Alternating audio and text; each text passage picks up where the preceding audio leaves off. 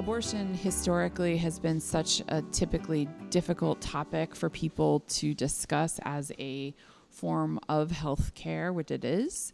But when you take away what the health care is and you say there's one type of health care that's not allowed, or there's one group of people who's making a decision for another group of people of what is allowed, you start getting into huge human rights issues. The Womxn Project is a not-for-profit organization based in Rhode Island that started around bonding art and activism for one piece of policy, which was voted on by a bunch of artists and a bunch of policy folks to pass legislation protecting the right to abortion in Rhode Island. We used artistic methods, building quilts, building giant spectacle events that invited people who wouldn't normally have been involved to get involved and see the education of how government works for them and how they can be a part of change. Using art as a tool to raise visibility, to get people to have fun with activism, and to raise awareness about really important issues in the world. I found out about the Womxn Project just on the internet. I moved to Providence and I was looking for any kinds of ways that I could get involved in feminist work that was happening here. And I found out about the Advocacy is Love, the first event that they did last year. And I went to it and it was just such a good time. I love art. I was able to walk home with 2 pieces of art by really cool artists that I now follow on Instagram. I met tons of people at the event that I hadn't met before. There were some people that I did know from the art world in Providence or just in Rhode Island in general that were there. And it's kind of how I got connected with Jocelyn, who is the co-founder of the event, but also the Womxn Project in general. And I've just tried to stay on top of what they've been doing.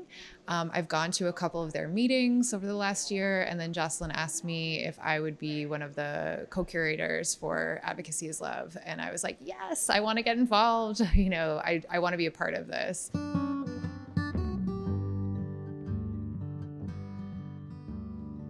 Hi, my name is Jolie, and I'm here tonight because I really believe in this organization and am grateful for all the legislation that they have fought for and fought for successfully. And we need that horsepower and that passion and that caring more than ever now. So here I am.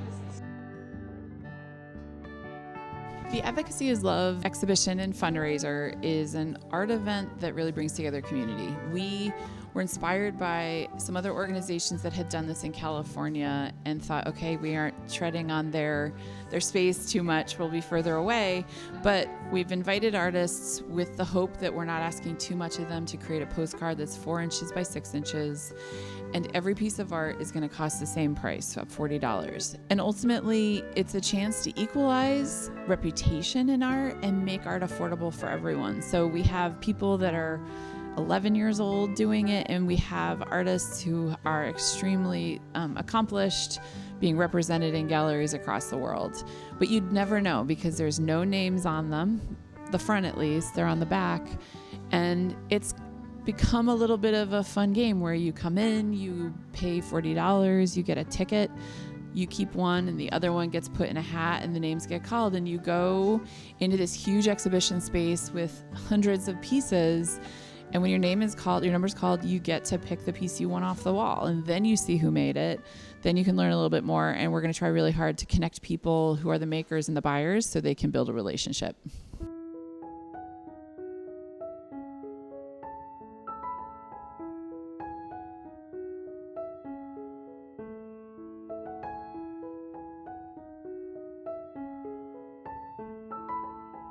Hi, I'm Zim. I'm here tonight as an artist. I submitted a couple of pieces, and this project could not be more important really now than it has ever been before. So the funding that we're providing tonight is going to be really important for the services. We're here to protect women's rights, to make sure that women have the best future possible, and that's a better future for everybody.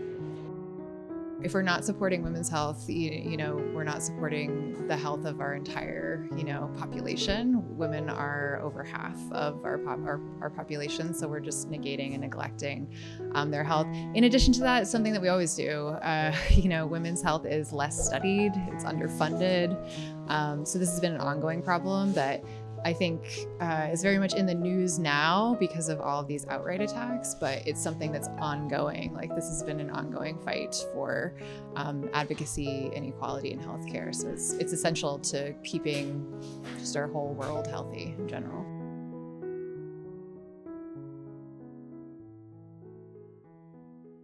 I'm Melissa.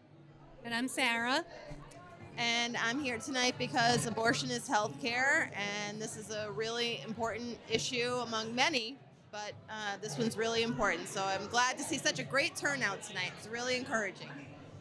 And I think that everyone has the choice to make whatever healthcare decision is best for themselves, whether that's reproductive care or gender-affirming care.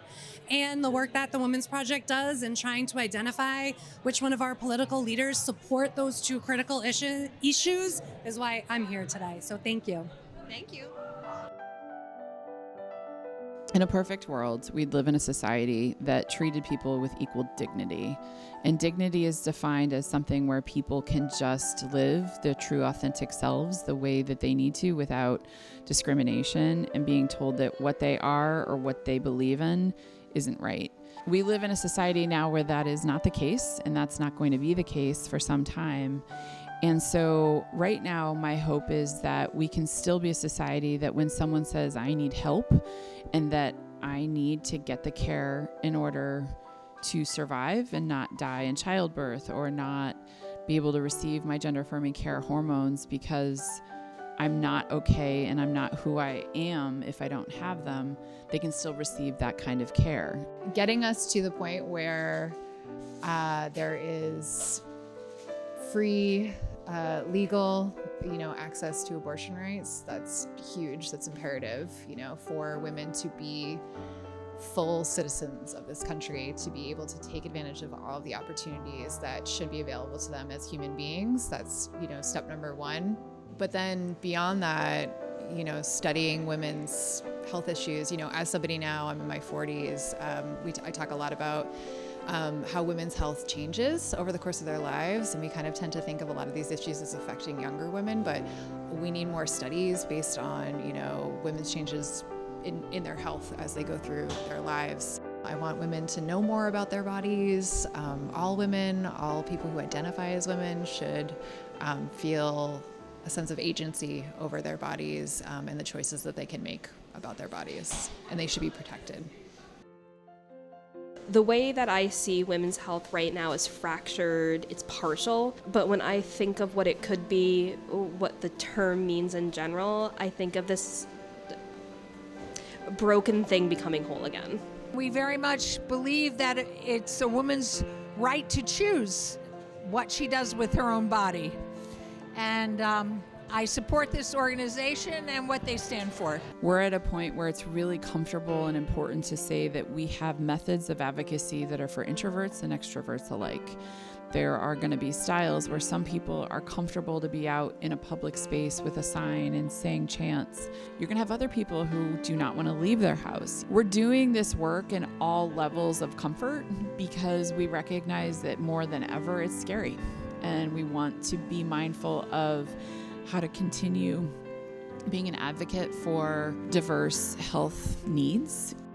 I'm going to keep striving for dignity, and I'm going to keep advocating for that as long as I can in the privileged position I'm in, doing it at the State House and doing it in school committees across Rhode Island, which there's 39 of them. And so I'm inviting people to join me in all 39 school districts, and we're getting pockets of activists in each one of those to start feeling comfortable and supported that there's a movement across the state to get people to a place of safety.